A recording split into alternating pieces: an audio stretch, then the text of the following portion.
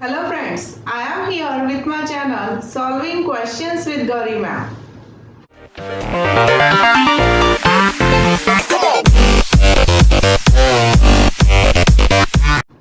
आज हम TIFR GS biology की एंट्रेंस से एक क्वेश्चन सॉल्व कर रहे हैं। TIFR के क्वेश्चंस काफी बड़े-बड़े होते हैं, इसलिए वो काफी डरावने लगते हैं। So let's see what is the question. I have a sequence of DNA that is 24 base pair long. एक सीक्वेंस है डीएनए का जो 24 बेस पेयर का है, उसमें ही starts with the start codon and ends with the stop codon. तो ये gene sequence है having a start and stop codons. Now this sequence codes for a protein called MFP. ठीक है, MFP प्रोटीन के लिए ये कोड कर रहा है।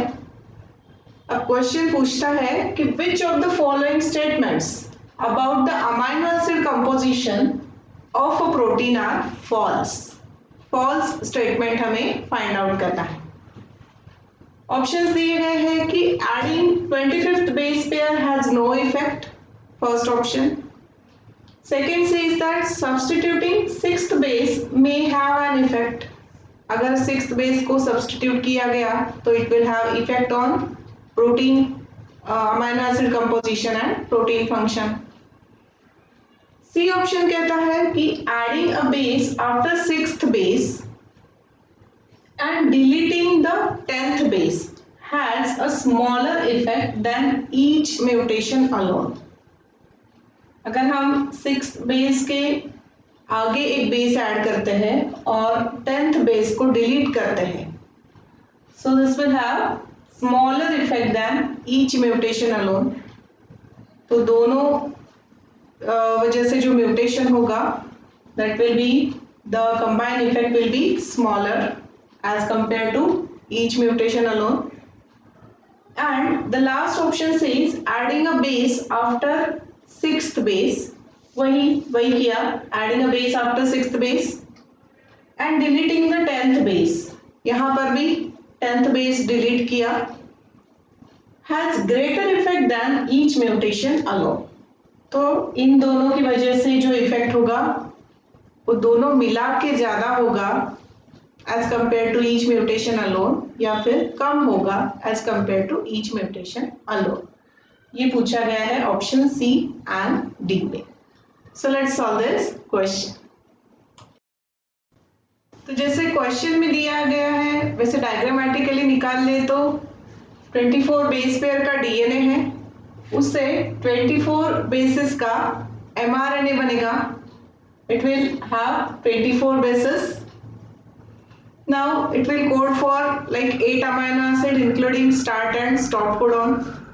ये start codon AUG पकड़ लो, stop codon UAG UGA जो भी है that will be a stop codon.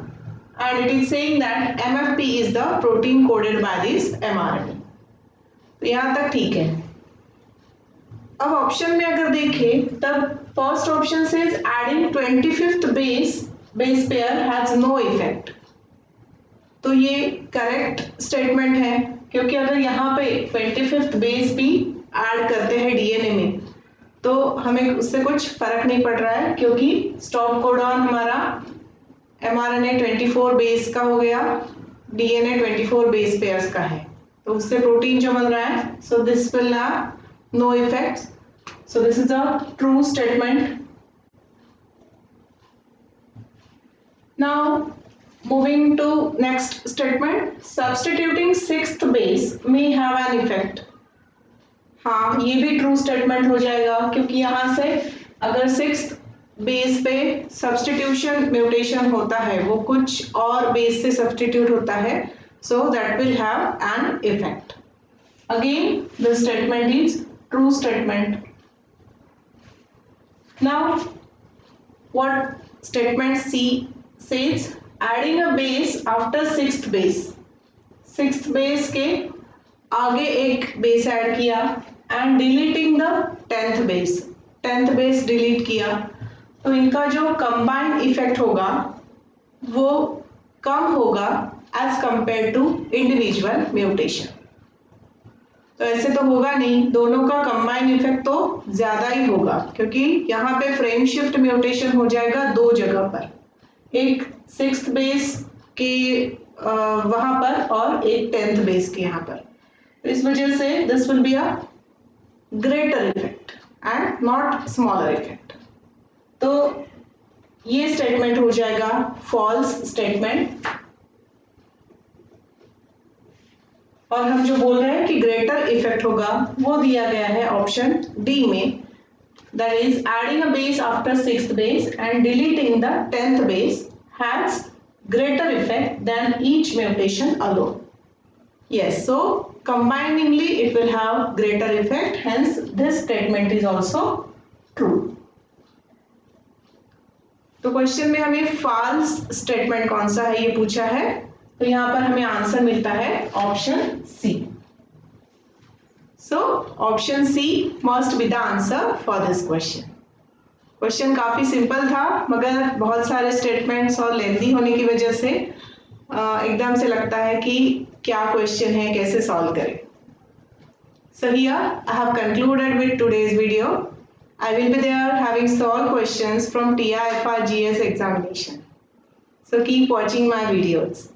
I request you to please like, share and subscribe for my channel, and also to hit the bell icon. Thanks for watching.